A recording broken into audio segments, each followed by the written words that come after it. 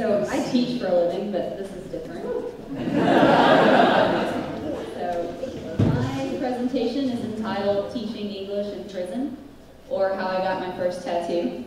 And for the sake of my mother, I guess I should clarify that that's actually my only tattoo. So in August of last year, I started teaching a composition and literature course at Charles Bass Correctional Complex in Nashville.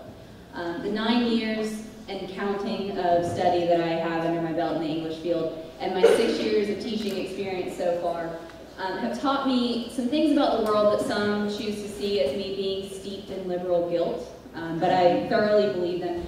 Income disparity, latent and overt racism, slavery, disenfranchisement, gender bias. These are all still very real problems in our world. And mass incarceration feeds off of those problems in a very real way. And it hurts individuals and families and communities. To throw some stats at you, the United States houses 5% of the world's population, but 25% of the world's incarcerated individuals. And many of those incarcerated individuals come from low-income families or people of color. And our recidivism rates, or the rate at which people relapse into crime after being released, are some of the highest in the world. So something is broken, and locking people up isn't really helping. In my class, we read a lot of narratives about being trapped. Not all of them addressed actual incarceration, but they all discussed the idea of being stuck because of something beyond your control. So we talked about how these stories resonated with my students, but we also utilized a process of close reading, where we read first for facts, a second time to gather ideas, and a third time to form an argument. And I found that I ended up following this trajectory in this teaching environment. I started out just trying to learn my surroundings, and to clarify, these pictures of the prison and the prisoners, the pictures from the inside are not of Charles Bass, but the others are pictures of Charles Bass and the prisoners there, but I did not take them. I wasn't allowed a phone or a camera while I was in the prison. I was only allowed a pencil, a folder, the textbook, and the occasional novel that I took and accidentally left with a prisoner when I left for the night. So at first, I was scared every Thursday night going into class, but from the first time that I met these students, I didn't fear then. I loved their individuality and their dynamic. I loved that they were willing to improve themselves and empower themselves and give themselves voice through education. By about week 5, I think that was when I realized that what I was afraid of were the guards, or at least what the guards represented for me. So I was afraid of doing something wrong, of ruffling some feathers, or of getting in trouble. Eventually, I would come to class ready to take the facts that I gathered and form some ideas. The guys that I was teaching were no different from most of the people I know.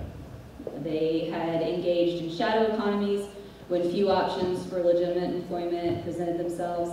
They had gotten behind the wheel of a car after several drinks too many. They had hurt someone in moments of terror or anger. They had stolen.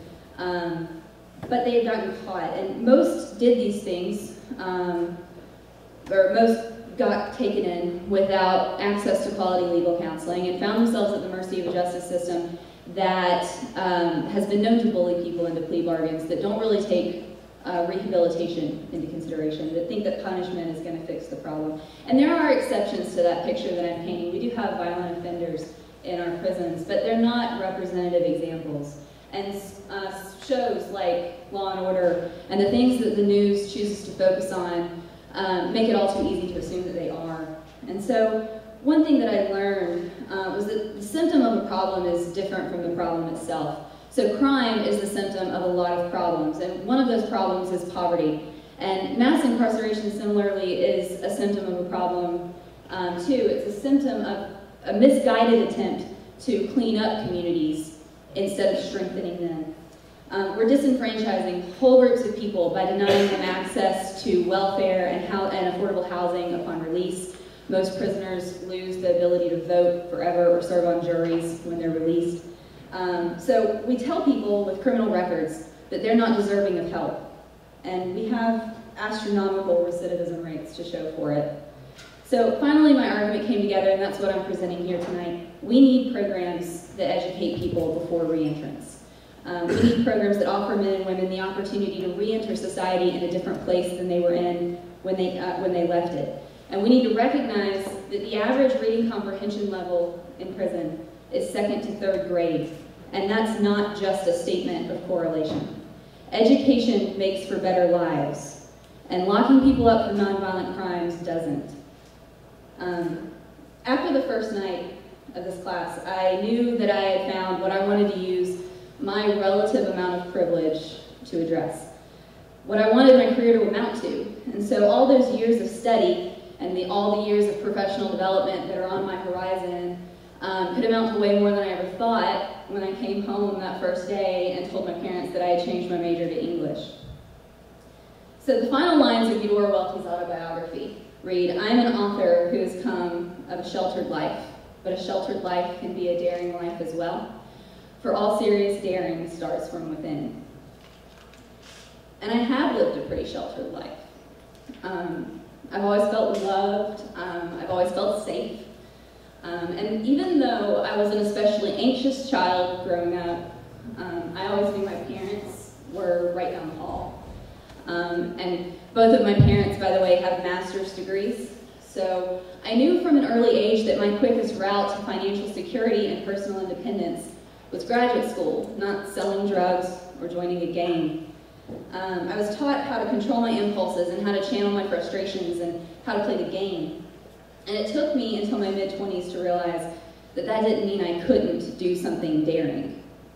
So I have all serious daring starts from within, tattooed on my left forearm, so that I can't look away from it.